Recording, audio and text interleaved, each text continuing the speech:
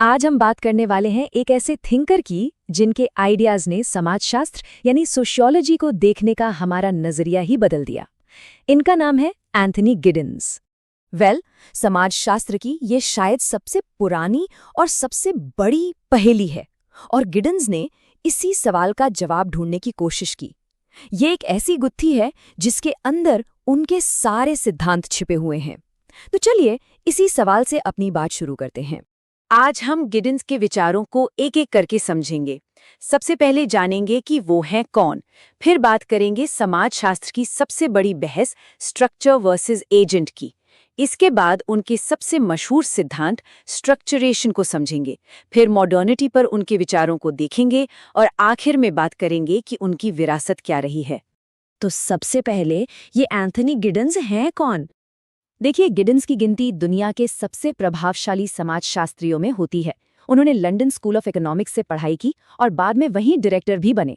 उनका काम सिर्फ ब्रिटेन तक ही सीमित नहीं रहा, बल्कि पूरी दुनिया में उनके आइडियाज को पढ़ा और समझा जाता है। अब उस बड़ी पहेली पर आते हैं जिसे गिडन्स ने सुलझाने की कोशिश की। सोशियोलॉजी में ना हमेशा से दो बिल्कुल अलग अलग खेमे रहे हैं। एक खेमा कहता है कि संरचना यानी स्ट्रक्चर ही सब कुछ है। समाज, उसके नियम, उसकी संस्थाएं, ये सब मिलकर हमें बनाते हैं। हम एक तरह से समाज के हाथ की कठपुतलियां हैं। वहीं दूसरा खेमा कहता है नहीं, व्यक्ति यानी एजेंट ही असली हीरो है। हम अपने फैसलों से, अपने कामों से समाज को बनाते हैं और बदलते भी हैं। गिडन्स ने इसी बहस को खत्म करने की ठानी और इसी उलझन को सुलझाने के लिए गिडन्स ने अपना सबसे अनोखा और क्रांतिकारी सिद्धांत पेश किया, जिसे हम संरचनाकरण या स्ट्रक्चरेशन थ्योरी के नाम से जानते हैं। तो गिडन्स कहते हैं कि ये दोनों चीजें अलग नहीं हैं। समाज की बनावट और हमारे काम एक दूसरे पर लगातार असर डालते हैं। ये कोई एक तरफा रास्ता नहीं है, बल्कि एक साइकिल की तरह है जो हमेशा चलती रहती है। मतलब हम नियमों को बनाते हैं और वही नियम फिर हमें बनाते हैं। गिडन्स का ये विचार बहुत दिलचस्प है।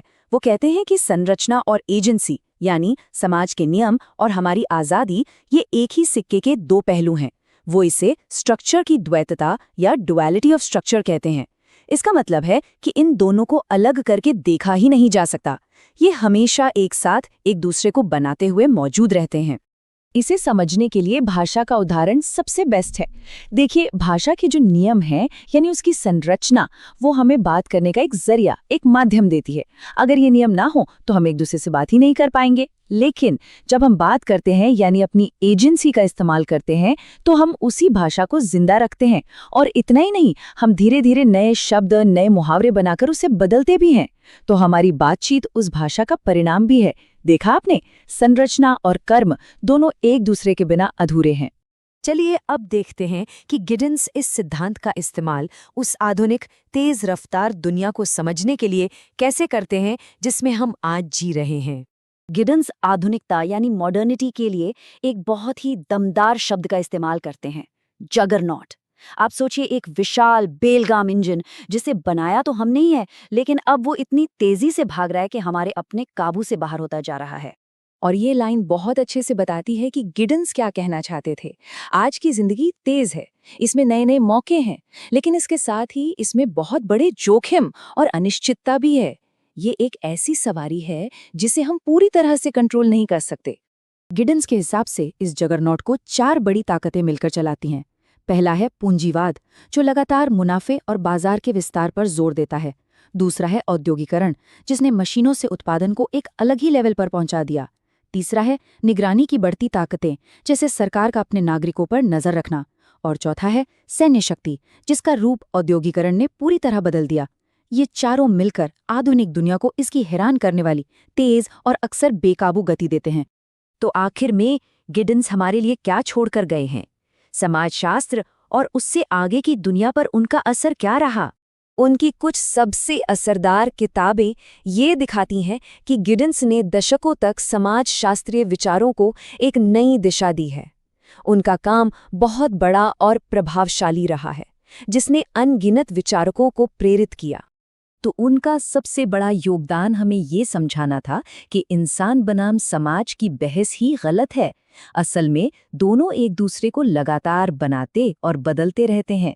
हम समाज बनाते हैं और वही समाज फिर हमें आकार देता है। ये कभी न खत्म होने वाला चक्र है। और ये हमें इस अंतिम और बहुत ज़रूरी सवाल के साथ छोड़ जाता है। अगर गिडेंस सही है और हम एक बेलगाम जगरनॉट पर सवार हैं, तो सवाल ये है कि इसकी दिशा को थोड़ा भी मोड़ने के लिए हमारे पास वास्तव में कितनी ताकत, कितनी एजेंसी है। ये एक ऐसा सवाल है जो आज पहले से कहीं ज़्यादा मायने रखता है।